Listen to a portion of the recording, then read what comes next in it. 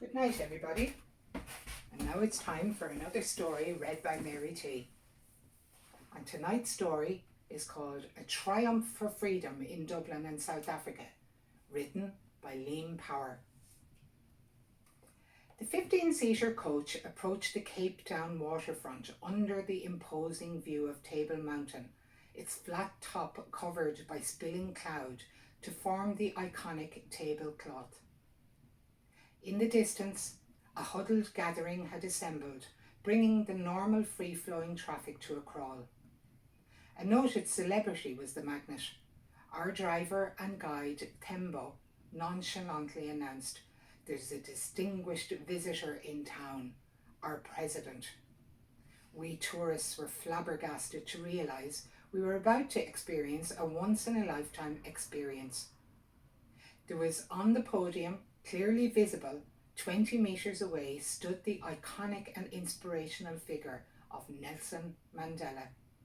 A sudden surge towards the viewing window of the coach strained necks and brought a clicking telescopic cameras to life. It was an ironic coincidence. Our planned visit that morning was to District 6 Museum, the museum which tells the story of the tyranny that was South Africa's apartheid system. It represented segregation, apartness, humiliation and abuse. White supremacists oppressed fellow humans with a different skin colour. Racism was even enshrined in law. Just over 9 years had elapsed since Mandela's historic inauguration, a relatively short time to undo a culture deeply ingrained. This was all too obvious as later that afternoon we visited one of the many townships that housed millions of those victims. Wooden and tin shacks in the most primitive and inhumane conditions is their legacy.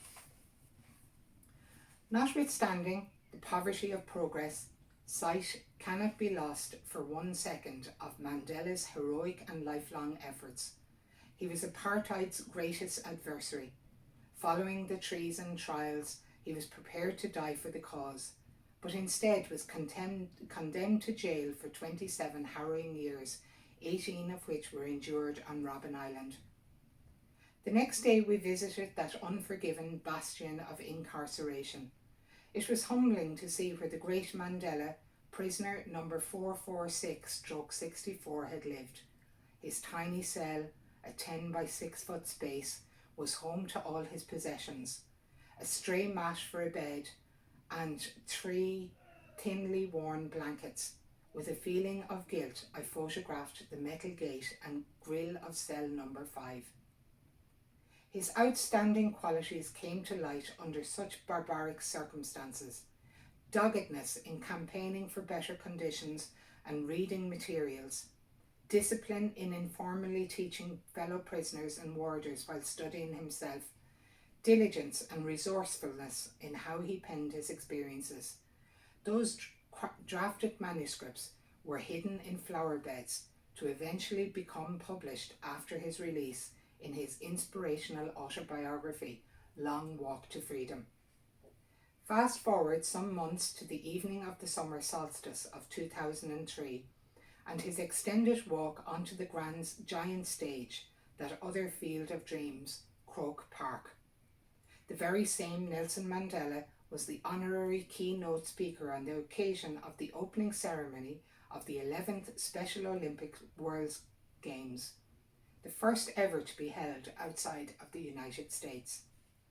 A stellar cast of national, sporting and international dignitaries, including our own President Mary McAleese, faded into the background as Mandela, then approaching his 85th birthday, was helped onto the stage.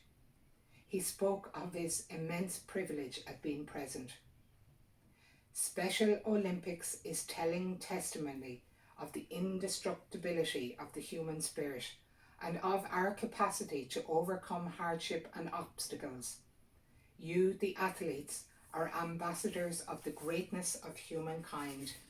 You inspire us to know that all obstacles to human achievement and progress are surmountable.